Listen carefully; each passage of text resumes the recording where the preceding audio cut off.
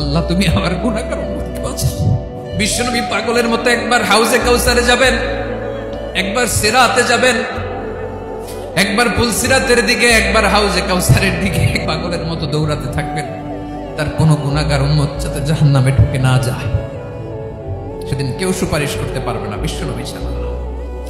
কিয়ামতের ময়দানে ওই বিভীষিকাময় সময়ে মুসিবতের কালে মানুষগুলো পাগল হয়ে বিশ্বনবীকে খুঁজতে আরম্ভ করবে। সবাই মিলে বিশ্বনবীর কাছে যেয়ে বলবে, ইয়া রাহমাতাল লিল আলামিন, ইয়া খাতামান নবীন, রাহমাতাল লিল আলামিন। দেখেন আমাদের কি অবস্থা, কি কঠিন বিপদে আমরা আছি, দাঁড়াতে পারি না, সূর্যের আলোতে ঘেমে হয়রান। আজকে কেউ সুপারিশ করতে পারবে না। সব নবীরা অপারগতা স্বীকার করেছে, তারা বলেছে আপনি ছাড়া কেউ নাকি আল্লাহর সামনে দাঁড়াতে পারবেন না, আপনি একটু সুপারিশ করেন। বিশ্বনবী বলবেন, আসো আসো, আজকের দিনে আমি ছাড়া আল্লাহর সামনে কেউ দাঁড়াতে পারবে না। বিশ্বনবী মাকামে মাহমুদে যে আল্লাহু আকবার বলে সিজদায় লুটিয়ে পড়বেন, আল্লাহ রাব্বুল আলামিন বিশ্বনবীকে এমন কিছু চমৎকার শব্দ শিখাবেন, ওই শব্দগুলো দিয়ে আল্লাহর প্রশংসা করে বিশ্বনবী কাঁদতে আরম্ভ করবেন। বিশ্বনবী এমন ভাবে অজর দ্বারায় সিজদায় লুটিয়ে পড়ে কাঁদবেন, রব্বুল আলামিনের রহমতের দরিয়ায় জোশ লেগে যাবে। রব্বুল আলামিন এই দৃশ্য থেকে সহ্য করতে পারবেন না। রব্বুল আলামিন বলবেন, ইয়া মুহাম্মদ ইরফা রাসাক, ও নবী আপনি মাথা তোলেন, মাথা তোলেন, আপনার কান্না আমি সহ্য করতে পারি না। নবী আপনি মাথা তোলেন, সাল তুতা, আজকে আপনি যা চাবেন তাই দেব। নবী আপনি সিজদা থেকে মাথা তুলেন, সাল তুতা, যা চাবেন তাই দেব।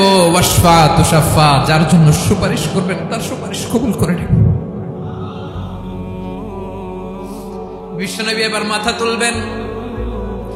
যে বিভীষিকাময় সময়ে প্রত্যেক নবী বলেছেন আমি পারবো না, প্রত্যেক নবী বলেছেন নাফসি নাফসি, আমার কি হবে আমি জানি না, আল্লাহ আমারে বাঁচাও।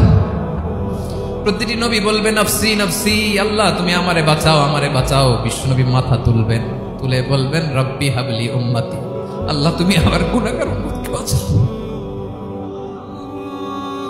এই দুনিয়ার বুকে রব্বুল আলামিন সব নবীকে একটা করে দাওয়া মুস্তাজাবা দিয়েছেন, মানে যে দোয়া করলে কবুল হয়ে যায় সাথে সাথেই।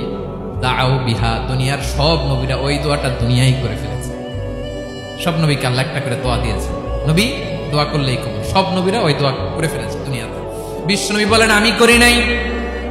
ওয়া ইন্নী আখতাবিউ দাওয়াতি শাফাআতান লি উম্মতি ইয়াউমাল কিয়ামাহ, আমার ওই স্পেশাল দোয়াটা আমি দুনিয়ার বুকে কঠিন বিপদে পড়েও কোনোদিন করি নাই। আমি আমার স্পেশাল দোয়াটা কিয়ামতের দিন আমার গুনাহগার উম্মতকে সুপারিশের জন্য রেখে দিয়েছি।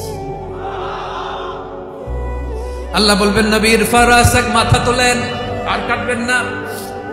বিশ্বনবী মাথা তুলবেন, আল্লাহ বলবেন সাল তুতা, আপনি যা চাবেন তাই দেব। ওয়াশফা তুশাফা, সুপারিশ করেন, সুপারিশ কবুল করব।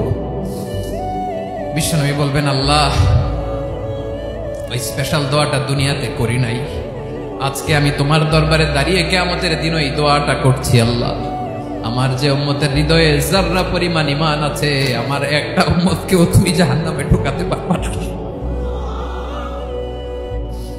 বিশ্বনবী পাগলের মতো একবার হাউজে কাউসারে যাবেন, একবার সিরাতে যাবেন, একবার পুলসিরাতের দিকে, একবার হাউজে কাউসারের দিকে পাগলের মতো দৌড়াতে থাকবেন।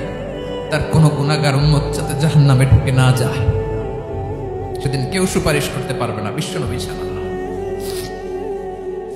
এজন্য 5 নম্বর আল্লাহ বললেন মান যাল্লাযী ইয়াশফাউ ইনদাহু ইল্লা বিইযনিহি, কার সাহস আছে, কার এত বড় বুকের পাটা কিয়ামতের কঠিন দিন আল্লাহর সামনে দাঁড়িয়ে সুপারিশ করবে? কার ক্ষমতা?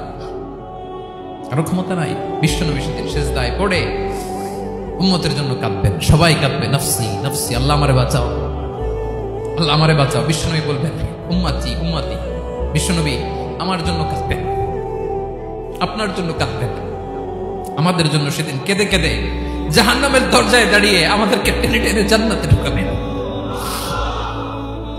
এজন্য এই বিশ্বনবীর ভালোবাসা যেন আমাদের হৃদয়ে ভরপুর থাকে। আমার ভাইয়েরা, প্রতি শুক্রবার বিশ্বনবীর উপরে বেশি বেশি যেন আমরা দুরূদ পড়ি। আমরা যখন বিশ্বনবীর সালাম দেই, দুরূদ পড়ি, একদল স্পেশাল ফেরেশতা আছে যারা বিশ্বনবীর দুরূদটা নিয়ে সরাসরি বিশ্বনবীর রওজায় যায়, যে বলে অমুকের বেটা অমুক আপনারে সালাম দিয়েছে। বিশ্বনবী নিজ কবরের থেকে নিজেই সালামের উত্তর দেয়। বিশ্বনবীর ভালোবাসা যেন আমাদের হৃদয়ে থাকে, বিশ্বনবীর সুন্নাহ দিয়ে যেন আমাদের জীবনটাকে সাজাই। পারা যাবে ইনশাআল্লাহ। বিশ্বনবীর ভালোবাসা ছাড়া কেউ জান্নাতে ঢুকতে পারবে